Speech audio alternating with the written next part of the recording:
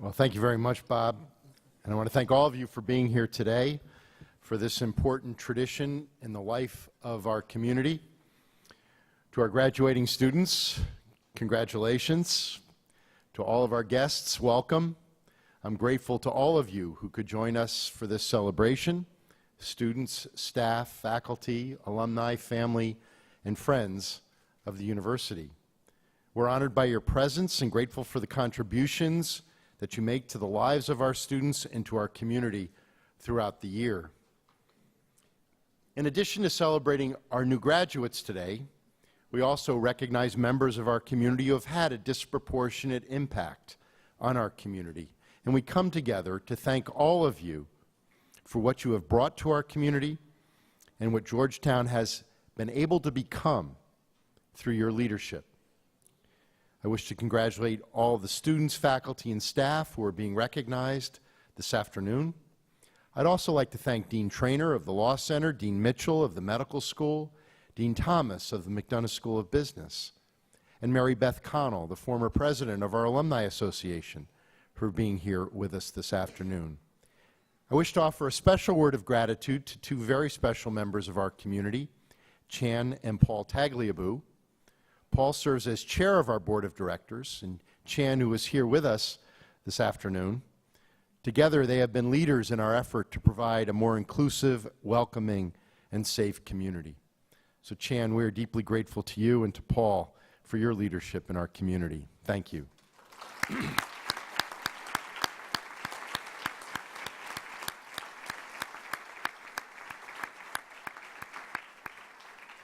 Well, this is a very special moment each year.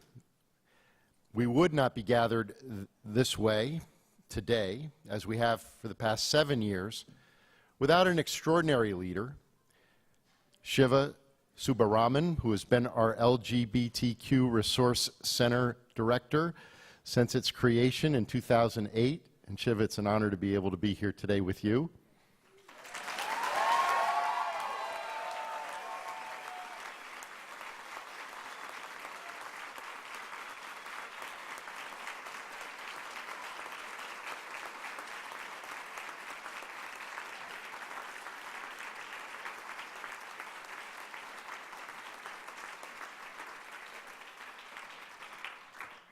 Just a little word of advice for those who will be following me speaking. If things start to get a little slow, just mention Shiva's name and we'll get it back on track.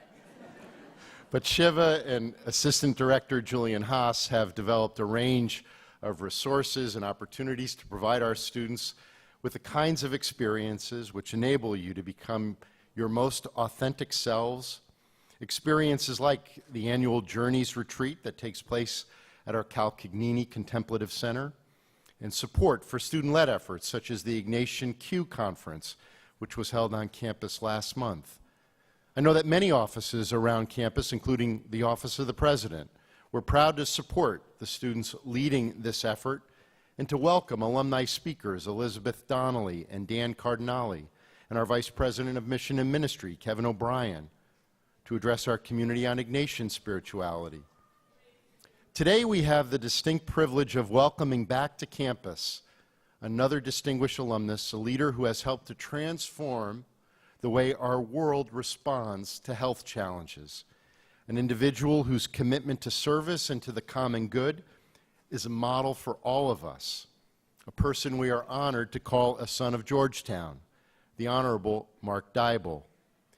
We've had the privilege of welcoming Ambassador Dybel to campus on several occasions, and of thanking him for his service as distinguished scholar and co-director of our Center for Global Health at our O'Neill Institute for Global and National Health Law.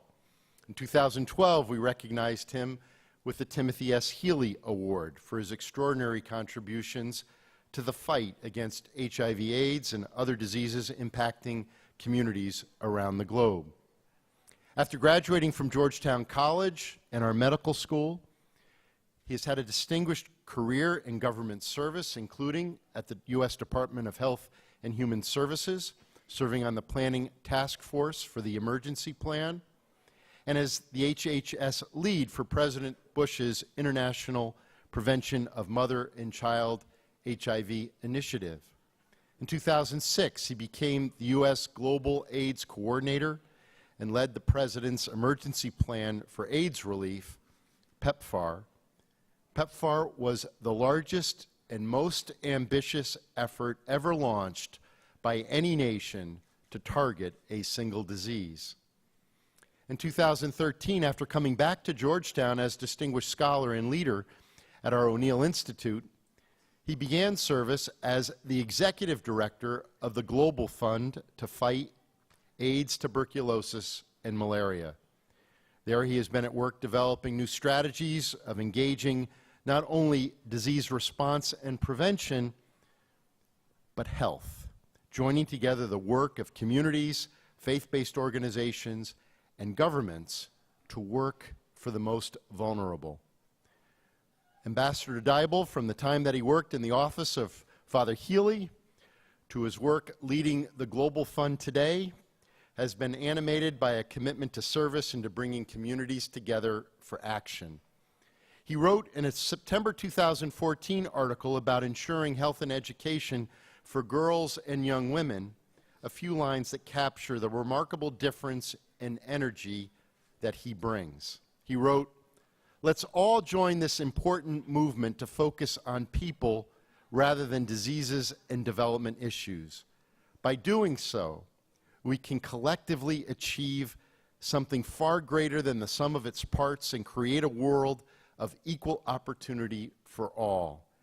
That's something worth fighting for." This sense of service and purpose is the example that Ambassador Dybel has set for each of us and that comes alive and brings us together as members of the Georgetown community. We are truly honored to have Ambassador Dybel here today as we begin our commencement season and celebrate the accomplishments of our graduating students and the faculty and staff who work so tirelessly to support them. My deepest congratulations and gratitude to all of you, and it's now my pleasure to welcome to the podium Ambassador Dybel.